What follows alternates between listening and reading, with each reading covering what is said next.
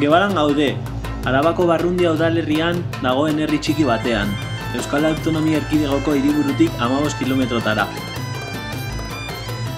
Zadorra ibaiaren eta Gebarako herriaren artean dagoen muino batean aurkitzen ditugu Gebarako jauregi eta Gebarako gaztelua, gaur ikusiko ditugunak Enekonen laguntzaz.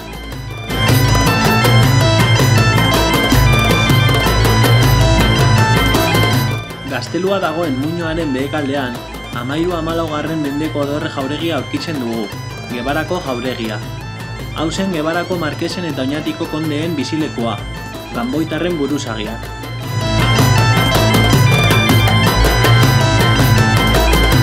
Jauregia errektangularra zen, eta lau izkinetan dorre bana zegoen.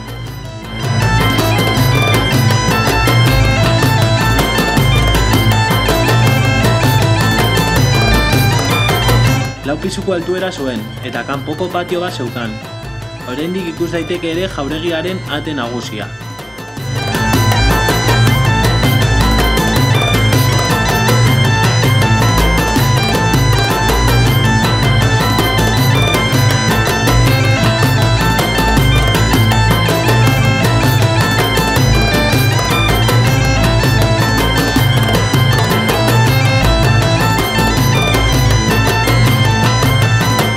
Gebarako gaztelura ailegatzeko jauregitik oinez igo behar duzu, mendia zeharkatuz eta bidea jarraituz.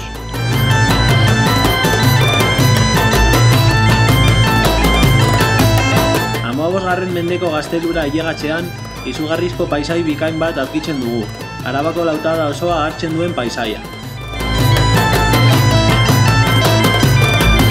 Harlanduzko monumentu honek izugarrizko harresiak ditu, 1,5 metroko zabalerakoak, oraindik ikusi ahal direnak.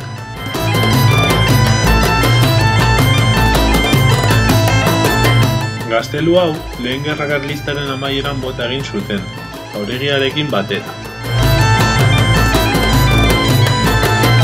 Legea babestutako monumentu historikoa da, Espainiako patrimonio kulturalaren parte 1984tik.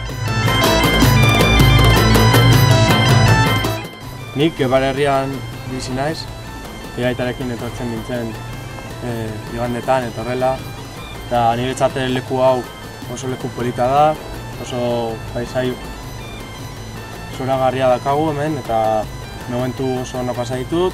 Gaztelu hau oso zaharra da, 15. mendean eraiki zuten, eta Araba eta Nafarroaren arteko pasabide oso garrantzitu edo nagusi baten kontrolgune bat zen.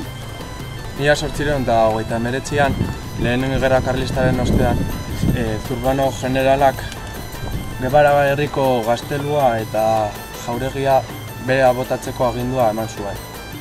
1974 urtean, Arabako Foru Aldundiak jauregiko dorre bat berreraikitzea erabaki zuen, eta gaztelua geratu zen bezala utzi dute gaur arte.